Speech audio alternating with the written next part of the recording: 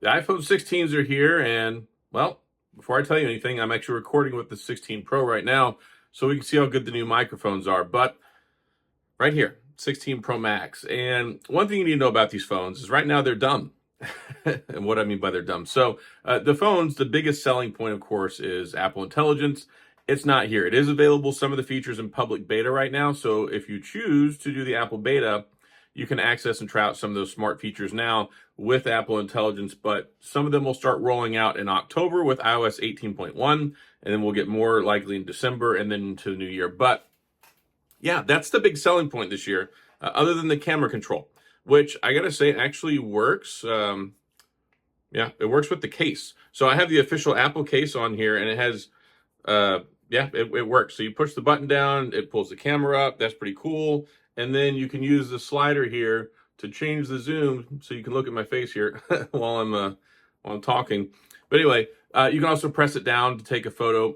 Huge loss right here. They took a huge L on this because they had the perfect opportunity to use this for a fingerprint scanner as well, and they did not. So darn you, Apple. I really want my fingerprint scanner back. Touch ID has been missing for a long time.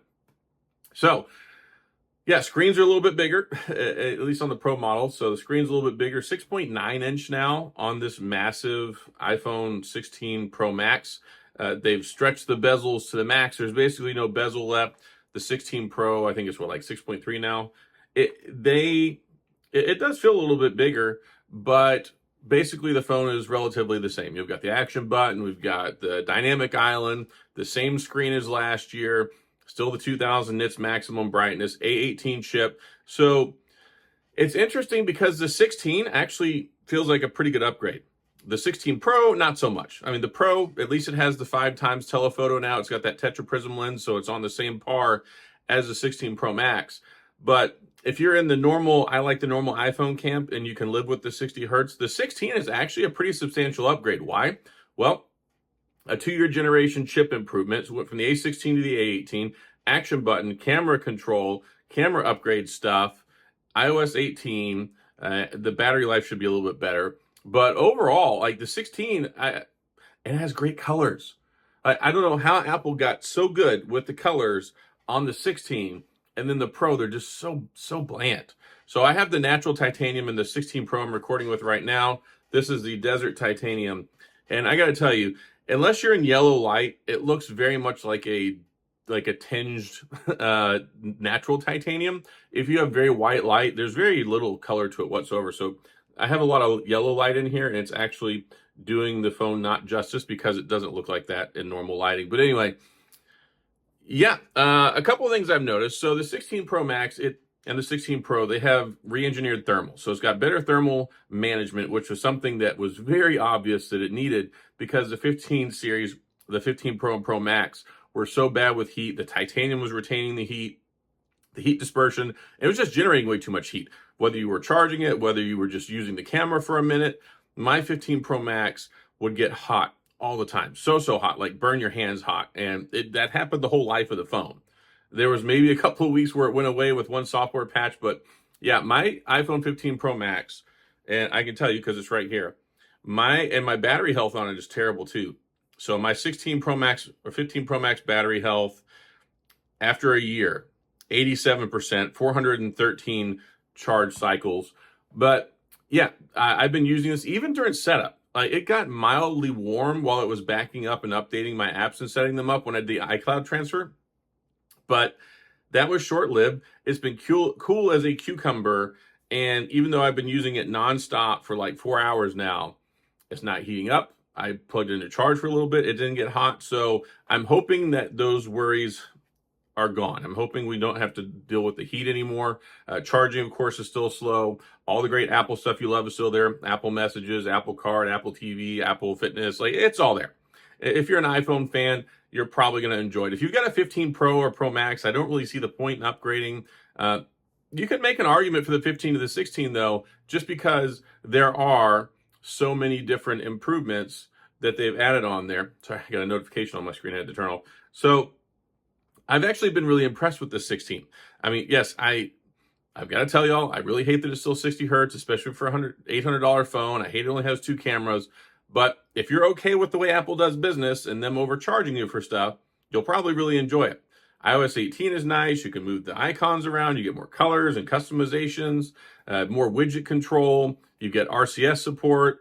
So you can communicate better with your Android counterparts, read receipts, don't have to worry so much about the green blue bubble stuff. You at least know that you got a message received, and higher quality videos, higher quality photos. So if you communicate with a lot of people on Android who have group chat, you do group chats with them, or send stuff back and forth, you'll be really, really happy, and so will they.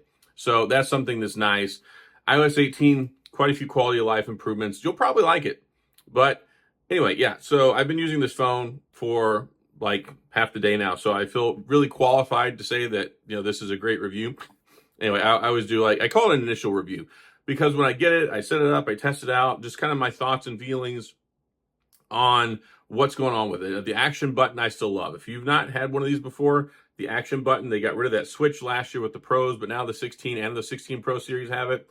So you can program it. I have mine set up for the flashlight, but you can set it up for other things as well. That's nice. The camera action, so nice. You press it, it fires right up, so that's good. And the camera feels a little bit different. So here's the thing. It's basically the same camera as last year, but they call it the new 48 megapixel fusion camera. Whatever. It bends 48 megapixels down to 12.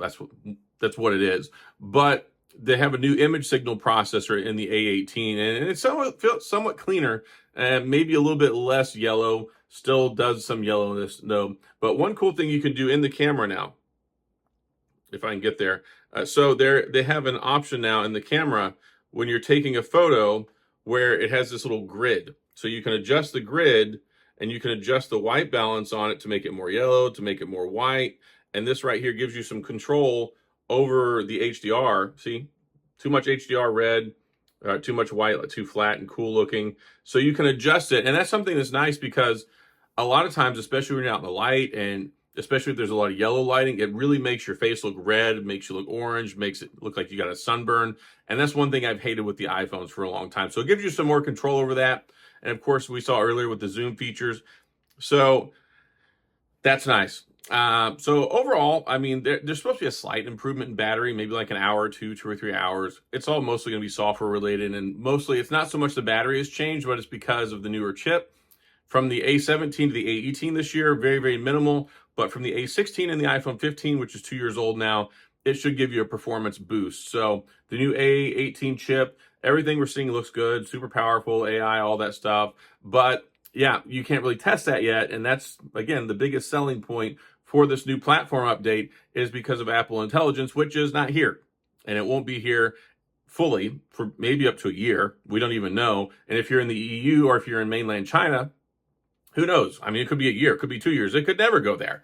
If they can't work this thing out between the EU and whatever's going on with China, I don't know.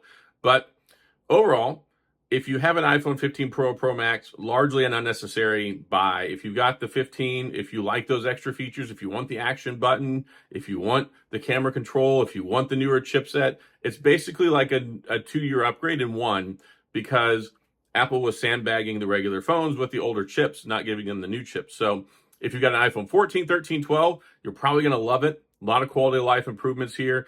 And I'm really interested to test out the modem, because the modem and the Wi-Fi were trash for me. For the 15 series, especially the 15 Pro Max that I had, horrible. My wife complains about it. My kids complain about it. I had major complaints about it.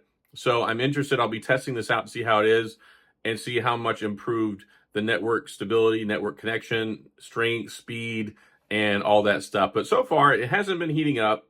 I don't really have any complaints about the network, but I haven't used it very much so far. But anyway, that's why this is like an initial review. Talk about some of the new stuff, what I've experienced with it so far, the colors. The Desert Titanium, again, I'm not very impressed. It looked better in a lot of photos and the keynote stuff. It doesn't look as, it's not very colorful at all. I mean, it's not. So I'm not very impressed with the Pro colors, but man, I got the teal and the 16, beautiful looking. The ultramarine, beautiful looking. If you like pink, the pink color, gorgeous. It just, the color still feels so bland with the Pro series, and I just don't understand that. They could do so much better. Like, they really could. But anyway, also the Pro, it has 4K 120 hertz, 4K 120 frames per second recording, so you can do slow-mo. That's really cool. And they have what they call these new studio microphones. And that's one reason I wanted to record this. I'm not using my normal microphone. I'm recording it with the stock, like built-in microphones, because I want to see how much better the audio is. So let me know in the comment section, how good is it? Maybe it's something that's substantially better, but I have the Pro Max, the 16 Pro, and I'm really gonna be testing out the 16 Pro battery. I wanna see if it's something that can last me all day, because as I've noted before, I like the smaller phones. And I know not everybody likes these. And if anything, this is a monstrosity of a phone. Like it's a massive phone. I mean, the 15 Pro Max was massive before. This one's massive too, and it was a slightly bigger screen. But it looks nice. But they definitely fell behind in the brightness category, because even Google now, like, so the Google Pixel 9 Pro XL, they have 3000 nits brightness. I think the screen looks better, more colorful, more vibrant. Like, I like the colors on the Super Actual display on the Pixel better. You look at the S24 Ultra is what, 2600 nits brightness. You look at some of the other phones, 4,000 nits brightness, and Apple said 2000 is still good enough. We're going to give you the same thing again this year. But we'll see what happens. But this could be the last year for the 60 hertz for the regulars, because I've been reading in some industry expert leaker people, whatever, that supposedly the iPhone 17 next year is going to go to all LTPO OLEDs, which means it can throttle down to 1 hertz and it'll be a nice OLED display. And if they do that, and they pretty much have to go 120 hertz. If they give you 60 and use that display, it would be a complete waste. So we'll see what happens. But overall, yeah, if you've got like an iPhone 11, 12, 13, 14, you're going to love the new phone. If you're an iPhone person, if you've got an older one, you're probably going to love it. If you've got a 15, really on the fence, just like, I don't normally encourage year-over-year upgrades. There are quite a few things there. So if you're one of the more techie, really care about having the latest, greatest in your regular iPhone and just want the normal one, you'll probably be happy there. And then the 15 Pro series, I don't really see the need. Like the camera control, it's okay, but not worth upgrading. The A17 was perfectly good for probably most folks. So if you weren't having serious issues like I was with battery and heat and signal, I don't really see the point. But overall, it's nice. It's clean looking. It's a new iPhone, iOS 18, and we'll see how long it stays dumb before it gets smart, before it gets the Apple Intelligence feature. So that's all I've got. Again, let me know how the sound is. I'm curious how the microphone's panned out. And if you want to see more iPhone content, let me know. Go to the comment section, talk about that. If you have any questions, comments, concerns, gripes, complaints, be sure to check out my unboxing video. I did a vlog style video today where I always do like kind of a day in the life thing. I set up, I get up, I leave, I go to the store. Some people like it, but that's my full unboxing for all 3 of the phones that I bought. And like, subscribe, all that stuff if you care. And as always, thanks for being here. I appreciate you watching, and I'll see you guys next time.